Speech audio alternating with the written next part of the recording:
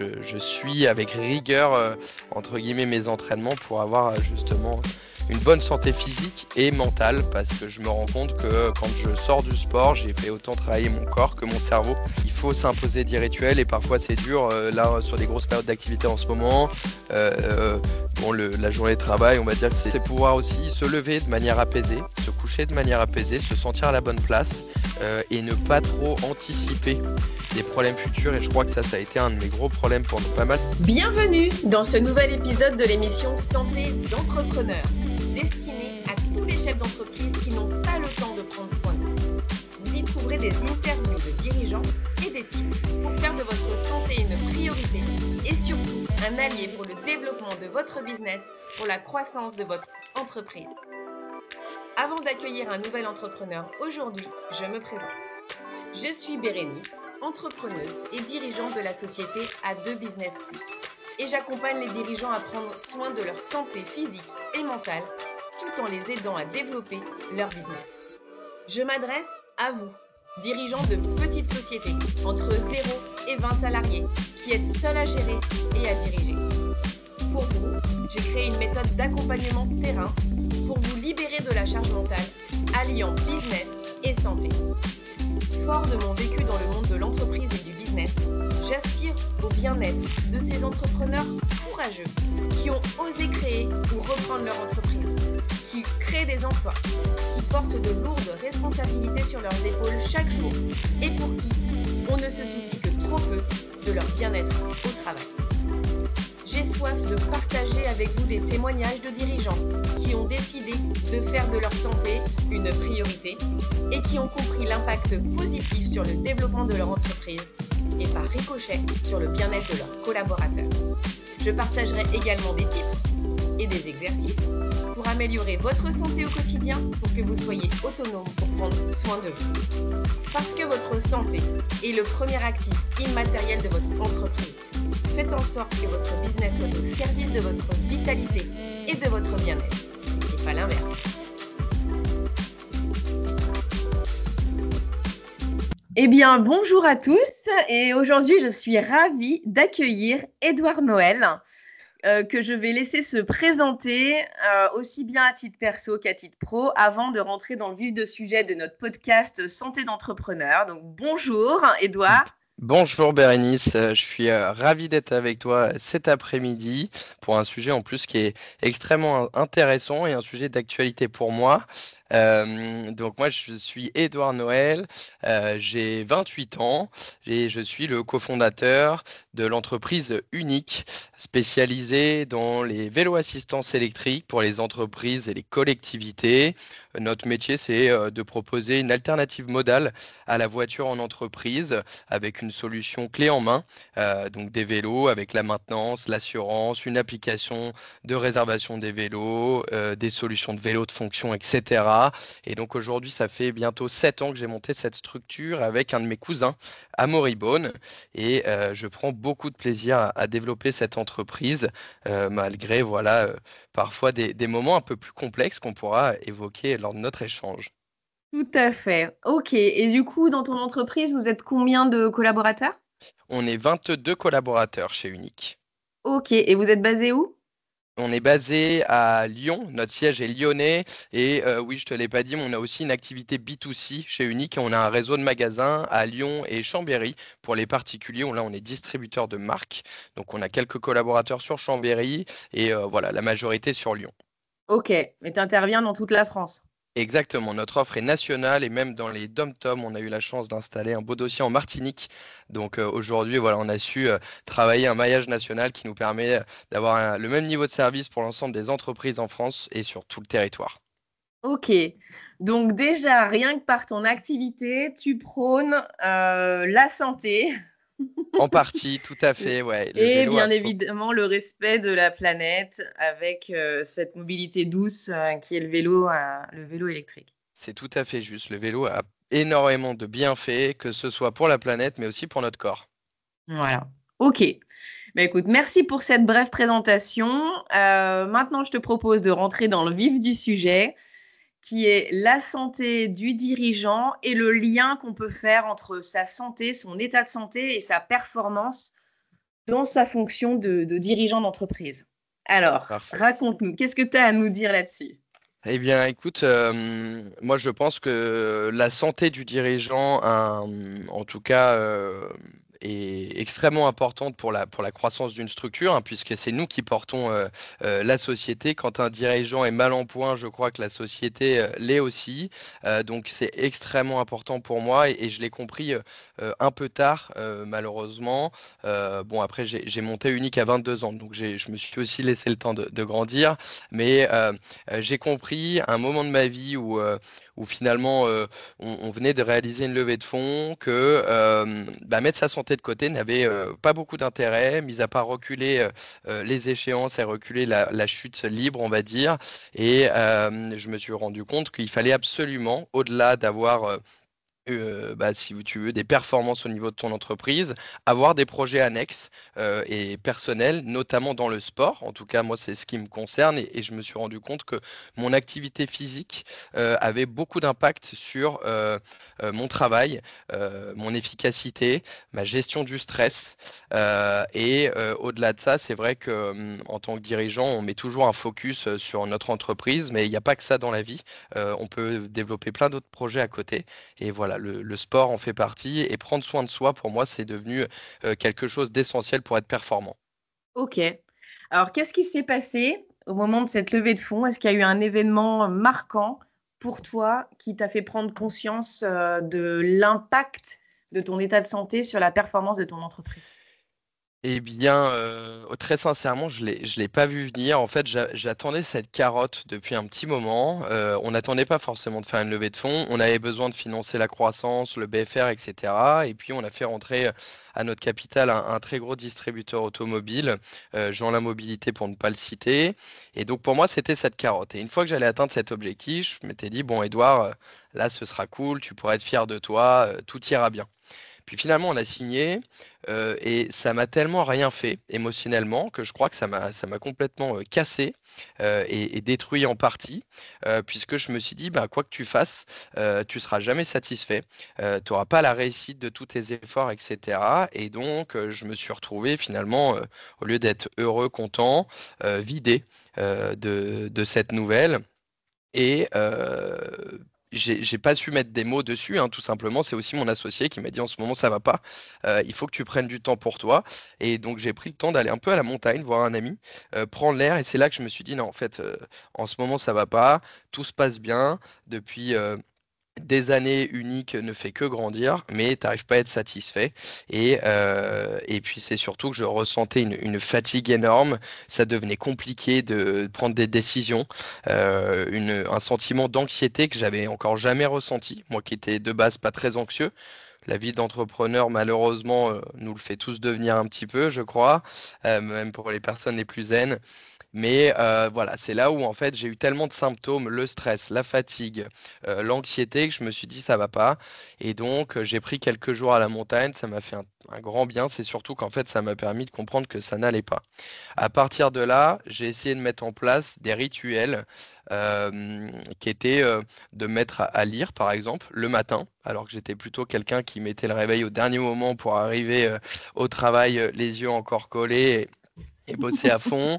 Et finalement, je me suis dit, OK, je vais mettre des rituels de sport aussi. Et par exemple, je m'étais dit, bah, tous les mardis, je vais au sport. Quoi qu'il arrive, je décale mes rendez-vous, je les place à un autre moment. Mais le mardi soir, c'est sport. Le jeudi soir, c'est sport. Et grâce à ça, j'ai su avoir une nouvelle routine. Et finalement, moi qui étais plutôt anxieux d'avoir des routines dans ma vie, j'ai besoin que ça bouge, j'ai besoin d'être surpris, etc. Je me suis rendu compte que ça m'avait amené un confort extraordinaire. Et depuis, ça n'a pas bougé finalement, à part l'hiver où c'est quand même un peu plus dur de se motiver parfois pour aller jouer au tennis dans le froid.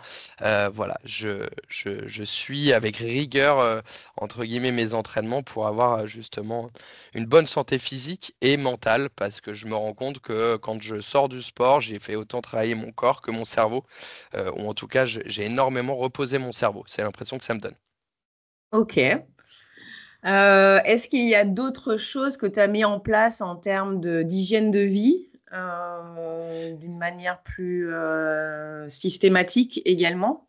Alors, il y a le sport, il y a l'alimentation aussi. Alors ça, c'est encore un travail que j'ai à faire, mais je me rends compte qu'en effet, pour les performances alors finalement, c'est le sport qui m'a donné envie plutôt que le travail, hein, d'avoir une bonne alimentation. Je me suis mis à faire du vélo de route aussi beaucoup avec des amis et je me suis rendu compte qu'il fallait avoir une rigueur là-dessus. Donc en fait, finalement, ce cheminement vers le sport m'a fait changer aussi mon alimentation.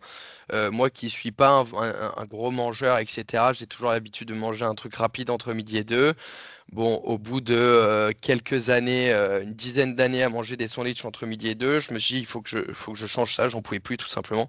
Et donc, typiquement, le midi, maintenant, je vais dans une petite cantine un petit peu avec des plats équilibrés pour manger de bonnes choses, on va dire. Et en effet, je trouve que ça a un impact sur ma santé physique et ça, je le vois notamment dans le sport, en fait, hein. Ok.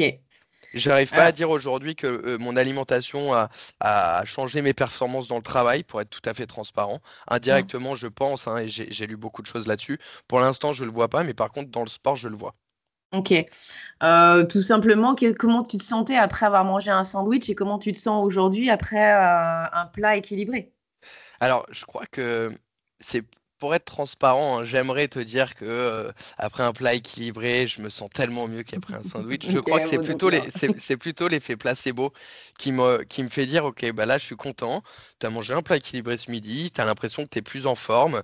J'ai aussi un rituel, c'est que ça paraît étonnant à mon âge, mais je fais des siestes tous les midis. Donc, c'est entre une sieste et un moment de méditation, on va dire, bien que je sois pas forcément à l'aise avec la méditation, c'est pas quelque chose que je pratique, mais en tout cas, je me laisse 20 minutes à peu près. J'arrive à rentrer en 5 minutes dans un sommeil plus ou moins profond. Et pour moi, c'est un vrai moment de répit. En tout cas, ça me permet de couper ma journée en deux. Et c'est tellement devenu une habitude depuis ces dernières années pour moi que j'en suis même arrivé parfois à me dire, quand je dois déjeuner avec des clients, des fournisseurs entre midi et deux, je me dis, tiens, mais du coup, je vais pas faire ma sieste, comment je vais être cet après? Et c'est une très bonne habitude. Par contre, quand on le fait pas, on se rend compte qu'il nous manque notre sieste à 16-17 heures. On sait que voilà, il nous manque quelque chose. Mais ça en fait partie aussi de mes rituels, de prendre 15, même si je dors pas forcément, c'est un petit moment de pause pour moi. J'essaie de penser à d'autres choses que le travail, ne pas penser à mes rendez-vous de l'après-midi. Et c'est un moment qui me détend et comme je te disais, ça coupe la journée en deux. Les journées paraissent un peu moins longues aussi. Ok, bah c'est chouette. C'est assez rare d'ailleurs de voir ce rituel mis en place, même s'il est fortement conseillé quand on parle de santé physique et mentale, et plus particulièrement les sportifs, eux, l'ont bien intégré dans leur routine. Encore hier, je discutais avec un coach sportif qui parlait du repos. Oui. Donc les siestes et puis aussi les temps de repos que quand on fait du sport sont nécessaires. Exactement.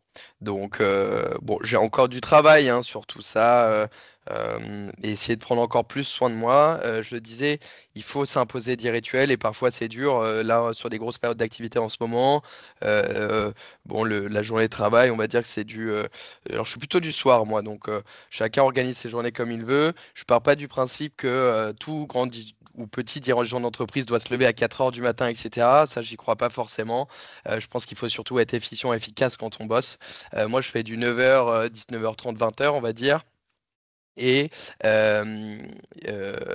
qu'est-ce que je voulais te dire par là? J'ai perdu le fil, Bérénice. Ok, bah, c'est pas grave. Alors attends, qu'est-ce que... Ouais, t'étais plutôt Je du l'ai soir. perdu, oui, Ouais. et j'ai Donc c'est perdu pas mon ça que fil. tu Ah voulais non, dire. que les rituels, oui, voilà, en ce moment, sur Oui. les grosses périodes d'activité, parfois Mm. j'annule mon sport, mais j'essaye toujours de le replacer dans la semaine parce que pour moi, c'est essentiel. Et Ok. surtout dans les périodes où c'est le plus dur, je crois que c'est les périodes où il faut le plus se forcer à faire ce qu'on n'a pas envie de faire. Donc c'est aussi là où j'ai une coach hein, qui m'accompagne depuis maintenant 2 ans sur beaucoup de sujets, que ce soit du management, de l'organisation, travailler sur le stress, etc. Euh, voilà, plein de sujets et c'est passionnant. Et c'est elle qui m'a dit, voilà, quand tu te sens pas en forme, c'est là où il faut que tu te forces à faire du sport, notamment parce que c'est ce qui te fait du bien. Un lundi matin, un lundi soir, quand on a la flemme d'aller jouer au tennis, il faut se forcer à y aller. Et quand on en sort, en fait, on est toujours encore plus content. Et même, ça amène une petite fierté personnelle de se dire, j'ai combattu mon petit démon qui me poussait à rester dans mon canapé ou peut-être aller boire une bière avec des copains. Finalement, voilà, on se sent d'autant plus Hum. content. Ok, alors la bière avec les copains, elle est arrivée à point nommé, parce que j'avais une question à te poser, c'est ta vie sociale. Qu'est-ce qu'il en est de ta vie sociale? En plus, tu es jeune, donc moi je me rappelle à ton âge, bah voilà, Ouais. on sortait, etc. Donc bon, raconte-moi Bon, toi. à mon âge, je suis pas sûr qu'on ait beaucoup d'écart, Bérénice, mais j'ai une vie sociale très active. J'ai beaucoup de copains, j'ai la chance d'avoir ma bande de potes à Lyon. En plus, on a eu dans nos vies, voilà, on était tous avec des compagnes, on s'est tous séparés, donc on se retrouve un petit peu finalement comme à nos 20 ans, tous ensemble. Donc non, honnêtement, c'est très sympa. On fait beaucoup de sport ensemble et on sait aussi bien faire la fête. Donc voilà, on allie les deux. On essaye de calmer un peu plus la fête depuis ces dernières années, mais c'est vrai que voilà, on est toujours partant pour bouger, pour sortir, faire des activités dans Lyon, quelles qu'elles soient. Et voilà, j'ai la chance d'avoir une belle bande d'amis avec qui on est soudés depuis une vingtaine d'années et on partage tout ensemble. Donc voilà, et notamment, je le disais tout à l'heure, voilà, la vie sociale, ça fait partie aussi, enfin, le sport fait partie de la vie sociale. Donc le tennis permet de rencontrer des gens aussi, donc ça c'est assez sympa, jouer avec de nouveaux joueurs, Ouais. etc. Ça permet aussi de développer le réseau. Donc voilà, et je me force de plus en plus. On parlait de vie sociale, donc ça c'est assez naturel pour moi, mais typiquement à travailler mon réseau avec des groupes d'entrepreneurs dans lesquels je me suis inscrit, dans lesquels je m'éclate finalement. Moi qui trouvais toujours ça un peu trop institutionnel, là j'ai trouvé, je crois, les bons groupes qui me permettent de rencontrer à la fois des entrepreneurs avec qui on partage les mêmes problèmes, qui ont toujours les mêmes sujets, généralement le sport. C'est vrai que je rencontre beaucoup d'entrepreneurs autour de moi qui sont passionnés de sport. Alors je ne sais pas si c'est un truc d'entrepreneur, le sport, mais en tout cas, force est de constater que ça aide tout le monde visiblement. Ouais, ok. Ok, ok. Est-ce que du coup, ça a un impact sur tes collaborateurs? Le sport, Ouais, ou ou ton mon état, ton organisation, ta façon de voir les choses. Voilà. Je pense que oui, puisqu'on est une équipe qui est très soudée. Chez Unique, on a la chance de pas avoir de turnover, enfin pratiquement pas depuis le début. Donc on est une équipe très proche et on arrive toujours à sentir quand il y en a un de l'équipe ou plutôt de la bande qui va un peu moins bien. Donc forcément sur des périodes de stress, que ce soit pour moi ou mon associé, les équipes elles le ressentent et elles ressentent aussi quand ça va bien, quand il y a une bonne énergie. Donc ça, c'est une chance pour moi hein, aussi d'avoir des collaborateurs à l'écoute, finalement des dirigeants, de savoir que bah on peut pas aller bien tout le temps et voilà d'être compréhensif d'une certaine mesure. Donc je pense que oui, sur les périodes, en tout cas la période où j'allais pas bien, tout le monde l'a ressenti et tout le monde a ressenti quand ça allait mieux. Et évidemment, je le fais aussi pour eux parce que, enfin, je le fais pour nous, pour tout le monde, pour Unique. Je pense qu'un dirigeant qui est bien dans sa tête, bien dans ses baskets, qui a un équipe de vie correcte. Ça se ressent aussi dans son management, puisque sur des périodes de suractivité, de surstress, on peut être un peu plus impulsif. Je pense pas être un profil impulsif, mais je sais que mes réactions ne sont pas forcément les mêmes quand on dort mal, quand on a, voilà, on est en manque de sommeil, quand bah, on est nerveux, etc. Ça a forcément un impact sur les équipes. Donc, Hmm. au plus on prend soin de soi, au plus on prend soin de ses équipes aussi, et je crois que c'est un grand lien. Ok. Ok, ok. Alors, est-ce que tu peux m'expliquer comment tu peux faire le lien entre ton état de santé qui s'est amélioré grâce à ton hygiène de vie et les rituels que tu as mis en place et ta performance? Est-ce qu'il y a des indicateurs visibles? Bah, il y a les chiffres, hein, effectivement, on voit que chaque année, Unique fait de la croissance, donc bon, on pourrait parler de ça. Après, ce serait un peu prétentieux de dire que les chiffres d'Unix sont dus qu'à ma santé Oui. physique ou mentale, parce qu'on est une Mm. équipe et que c'est le travail de tout le monde. Après, c'est vrai que moi, je le sens plutôt dans ma performance au travail, dans ma capacité à simplement à prendre des décisions, de bonnes décisions, à être moins stressé, moins anxieux. Et ça se ressent dans mon travail. Ça joue aussi sur ma concentration. Je vois que voilà, sur les périodes où j'ai une bonne activité physique, où je me dépense correctement, où je dors bien, ma concentration n'est pas la même et j'arrive à augmenter mon temps de concentration surtout. Moi qui suis de base quelqu'un qui peut être un peu dispersé, voilà, je le ressens surtout là-dessus. Sur les performances, c'est dur de juger hein, par les chiffres parce que comme je te le disais, c'est le travail de toute notre équipe, Mm. mais en tout cas, voilà, je peux aussi le constater avec mon associé, hein, puisque lui aussi fait du sport. Alors, il vient d'être papa, donc malheureusement pour lui, c'est un peu plus complexe pour l'instant de tout Ouais. organiser. Mais je sais que voilà, ça a un lien et que moi, voilà, qui travaille avec lui, en plus d'être mon associé, c'est mon cousin, donc on se connaît par cœur. C'est vrai que bah, j'arrive à ressentir aussi son état quand il est en période voilà, quand il est en pleine forme. Ok. C'est quoi pour toi la santé mentale? Ah, c'est une très bonne question. Je crois que ça enveloppe énormément de choses. La santé mentale, je crois que c'est surtout se sentir à l'aise avec soi-même et s'en sentir à la bonne place. En tout cas, moi, c'est ce que je recherche dans la santé mentale. Euh, Santé mentale, ça veut peut-être pour certaines personnes dire d'être heureux. Moi, je crois que être heureux, c'est surtout un état d'esprit. Je ne sais plus où je lisais ça la dernière fois, Mm. mais je le vois comme ça. Il s'agit de se dire simplement qu'on a envie d'être heureux tous les matins et la journée sera plutôt belle. Donc, voilà, santé mentale, c'est juste, je ne sais pas comment se dire, c'est pouvoir aussi se lever de manière apaisée, se coucher de manière apaisée, se sentir à la bonne place et ne pas trop anticiper des problèmes futurs. Et je crois que ça a été un de mes gros problèmes pendant pas mal d'années que j'essaie d'arrêter. On parle toujours, voilà, de profiter du présent, etc. Ça peut paraître un peu bullshit, mais je crois que c'est assez vrai. Se concentrer sur la journée et pas sur les problèmes qui arriveront demain, parce que les problèmes, on va en avoir, on en a tous les jours, hein, et c'est aussi la vie qu'on a choisie. Mais voilà, se concentrer sur le positif, sur l'instant T, la journée, se sentir à l'aise, pour moi, c'est ça, la santé mentale, je crois. Ok. Il y en a qui font le lien entre justement le sport et la santé mentale ou Oui, le mindset positif. De faire du sport, ça rend fier. aussi. Et donc, du coup, ça amène à être dans cet état d'esprit positif où on est content de soi, on est à la bonne place, etc., etc., quoi. Exactement. Bah, le sport, en effet, ça aide aussi à reprendre confiance en soi, à se faire confiance et à connaître son corps. Étonnamment, notamment, par exemple, avec le vélo, j'ai découvert ça. J'ai redécouvert en fait que notre corps était fabuleux. Je te donne un exemple. Quand on fait des grosses sorties de 130 km avec 2000 mètres de dénivelé positif, bon, je suis toujours le premier à râler hein, la veille en disant qu'on fait des trucs trop gros pour nous, etc. Je gueule parce que j'ai des potes qui ont un niveau un peu au-dessus, en tout cas, qui se donnent les moyens de rouler plus que moi. Et finalement, à la fin des sorties, je suis toujours celui qui a la pêche, qui a envie d'en faire plus.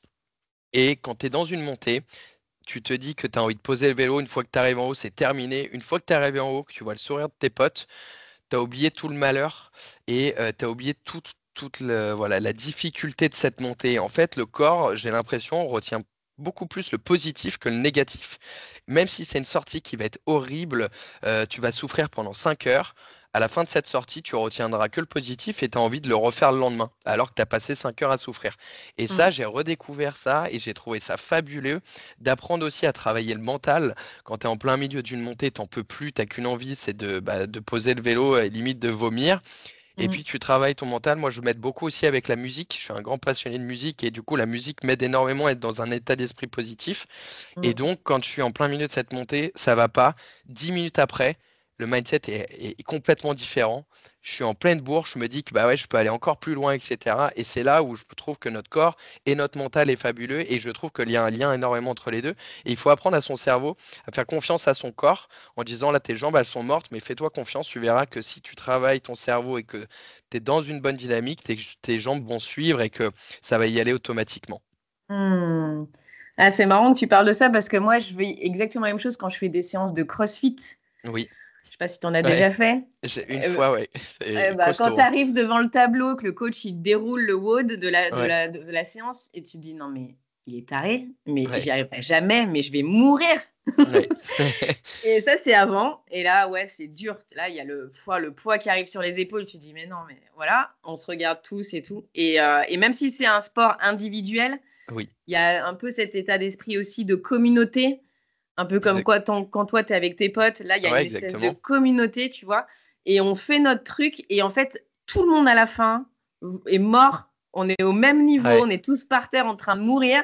Mais on est trop fiers de chacun parce on y est arrivé. Et effectivement, on est des gros tarés parce qu'on y retourne le lendemain, quoi. Exactement. Et c'est ça qui est dingue, hein, c'est de se dire, mais pourquoi en fait, et à un moment, je me suis dit, je crois que je commence à aimer, pour faire des sports d'endurance notamment, hein, je crois qu'il faut aimer se faire un petit peu mal et surtout aimer se surpasser et travailler ce mental et ce physique parce que tout va avec, hein. Effectivement, quand on a une meilleure condition physique, le mental ira beaucoup mieux parce qu'on se sent en forme et que voilà, les sorties sont plus agréables, mais ça nous donne quand même envie de faire toujours plus. Mm. Et c'est en fait le sport, notamment les sports d'endurance, pour moi, je fais quand même pas mal le lien avec l'entrepreneuriat. Mm. Parce qu'en fait, on en veut toujours plus. On n'en a jamais assez. On se donne cet objectif et finalement, on est à déjà la moitié de cet objectif qu'on pense déjà au suivant.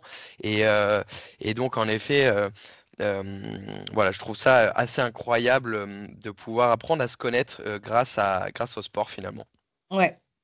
Ok. Alors, tu fais quoi exactement comme sport? Donc, le tennis, du vélo?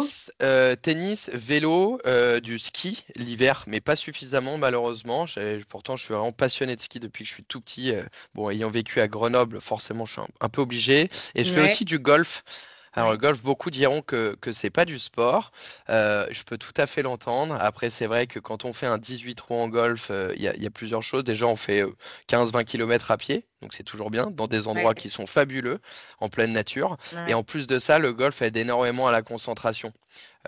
Contrairement, bah, comme le tennis d'ailleurs, ou même le vélo qui demande plus voilà, une capacité mentale, le tennis c'est de la concentration. Le golf, faut savoir aussi se dire que parfois on part pour 4 heures, qu'on va jouer n'importe comment pendant 4 heures. Ça va être l'enfer, mais il faut rester là, rester focus et que c'est jamais fini.